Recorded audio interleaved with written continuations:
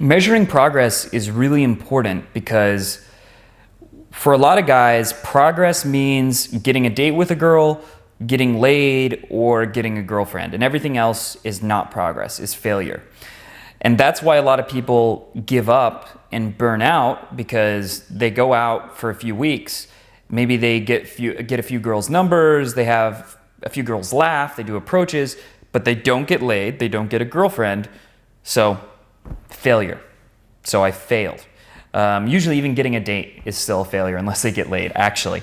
So it is really useful to measure your progress, and that anything you did that you weren't able to do before, that is the thing that is going to be progress. So if you're at a point where you can't even approach, measuring your progress would be just going out and trying to approach. That's already progress. And then it would be, let's say the smallest level would be just saying hi to people. And you could have if you wrote field reports, you could write how many people you actually did that. And increasing that number is progress. And then the next big step would be doing a legitimate full-on approach where you're trying to start a conversation with someone. Then that would be progress. And then you would track that. And as you increase that number, that's progress. So if the first time you're only able to do one approach, that's your baseline. And the next time you try to do 2 approaches. Next time you try to do 3 approaches until you're happy with the number you're able to do. And then you think, okay, so what is my sticking point? You're able to approach, but let's say each interaction is only going for 2 minutes or less, and you're not getting any girls' numbers. So then the next step would be either to start asking girls for numbers or to keep interactions going for more than 2 minutes. And so then you would track that. How many girls' numbers did I ask? And then when you're happy with your ability to ask for girls' numbers, then you start tracking, am I able to keep the interactions going? And so on and so forth. So measuring stuff is really useful.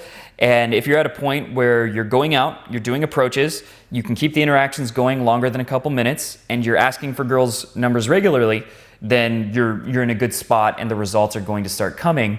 And then beyond that, you'll just want to, then in your field reports or when you're analyzing, you just want to work on holding strong eye contact, having a carefree, fun energy, things like that. But that's where everything comes from, those fundamental things.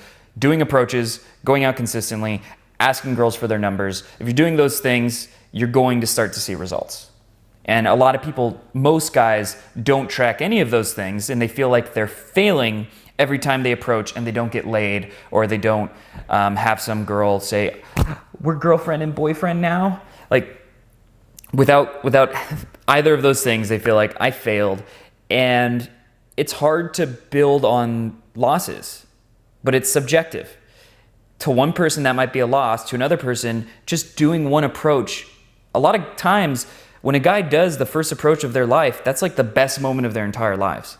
When you did that one direct approach you did in the past, how did you feel about that? Oh, it was good for like the next day or two. Like, didn't you feel amazing about that? Yeah. One of the best feelings ever, right? Yeah. So that was a win. And so you want to make a point to focus on progress that even at a beginner level, you'll be able to get, because realistically expecting that you're going to, have pull a different girl every time you go out, maybe, but that's very likely to lead to a lot of frustration.